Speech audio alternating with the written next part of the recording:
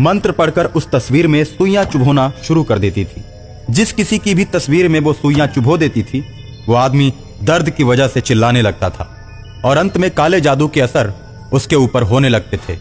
वो तड़प तड़प कर दम तोड़ देता था। इस तरह हेमा को जो भी परेशान करता, बात बात पर ही काला जादू करके वो उसे मार देती। हेमा के काले जादू के असर ने बहुत से लोगों को मार दिया था। उसके बाद यह घटना चर्चा का विषय बन गई कि गांव में महामारी आ गई है। जिसको भी यह महामारी अपनी चपेट में लेती है, वह इंसान तड़प तड़प कर मर जाता है। एक दिन हेमा ने गांव के मुखिया पर ही काला जादू करने की बात सोची और अपने कमरे में जाकर दरवाजे को बंद करके मुखिया की आकृति बनाने लगी।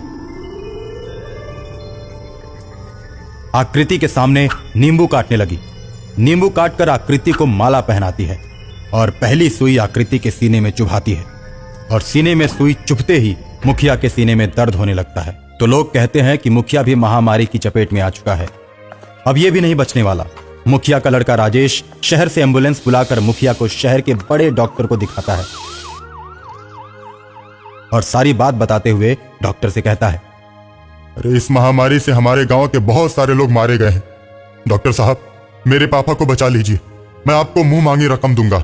डॉक्टर इलाज करना शुरू कर देते हैं, लेकिन डॉक्टर के इलाज का कोई असर नहीं होता और डॉक्टर परेशान होकर सोचता है, यार ये कौन सी बीमारी है, इतना इलाज करने के बाद भी ठीक नहीं हो पाई। बीमारी के जितने भी लक्षण थे, उन लक्षणों को देखकर ही दवाइयां दी, उसके बावजूद असर नहीं हुआ। डॉक्टर परेशान होकर मुखिया को अपने सीनियर डॉक्टर के पास रेफर कर देता है। राजेश अपने पापा को लेकर सीनियर डॉक्टर के पास पहुंचता है। सीनियर डॉक्टर सारी दवाइयों को देखता है और मुखिया को चेक करता है। मुखिया के शरीर में उसे किसी भी प्रकार की बीमारी का कोई लक्षण नजर नहीं आता। डॉक्टर आश्चर्य में पड़ जाता है, आखिर ये कैसी नई बीमारी है। डॉक्टर इधर सोच रहा होता है और उधर हेमा मुखिया की फोटो में सुई चुभो देती है। हेमा दूसरी सुई मुखिया की आंख में चुभोती है। जैसे ही हेमा आंख में सुई चुभोती है, मुखिया की आंखों की रोशनी गायब हो जाती है। मुखिया कहता है, डॉक्टर साहब, मुझे ऐसा लगता है कि किसी ने मेरी आंखों में सुई चुभो दी है। बहुत ज्यादा दर्द हो रहा है, मुझे कुछ दिखाई नहीं दे रहा है। देखते ही देखते मुखिया की आंखों से खून बहने लगता है। डॉक्टर ने अपने जीवन में इस प्रकार का मरीज पहले कभी नहीं देखा था। डॉक्टर सोच में पड़ जाता है और राजेश से कहता है, तुम्हारे पापा की बीमारी मेरी समझ से बाहर है भाई। वैसे मैं आराम होने के लिए दर्द का इंजेक्शन दे देता हूँ। अब तो तुम्हें अपने पापा को बड़े शहर में ही दिखाना पड़ेगा। डॉक्टर अपने से भी सीनियर डॉक्टरों का पता देता है, जहां पर नए लोगों पर रिसर्च किया जाता है। रिसर्च सेंटर में डॉक्टर मुखिया के पास पहुंचते हैं और मुखिया की बीमारी का पता लगाने लगते हैं, लेकिन किसी को भी मुखिया के रोग के बारे में पता नहीं चलता। सभी डॉक्टर सोचने पर मजबूर हो जाते हैं कि आखिर ये कौन सी बीमारी है। उसी रिसर्च सेंटर में एक बीमार तांत्रिक अपना इलाज कराने आता है। मुखिया को देखते ही तांत्रिक भड़क उठता है और डॉक्टरों से कहता है, मेरा रोग ठीक करो, मैं स्वस्थ होते ही मुखिया को ठीक कर दूंगा।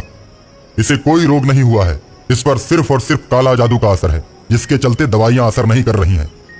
काला जादू नाम सुनकर डॉक्टर हैरान हो जाते हैं। सबसे पहले तांत्रिक को दवा देकर ठीक करते हैं।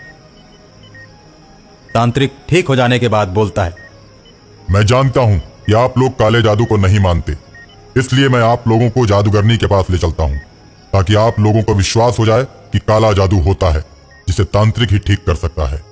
तांत्रिक डॉक्टरों को लेकर मुखिया के गांव में पहुंचता है और नींबू पर मंत्र फूंक कर फेंकता है।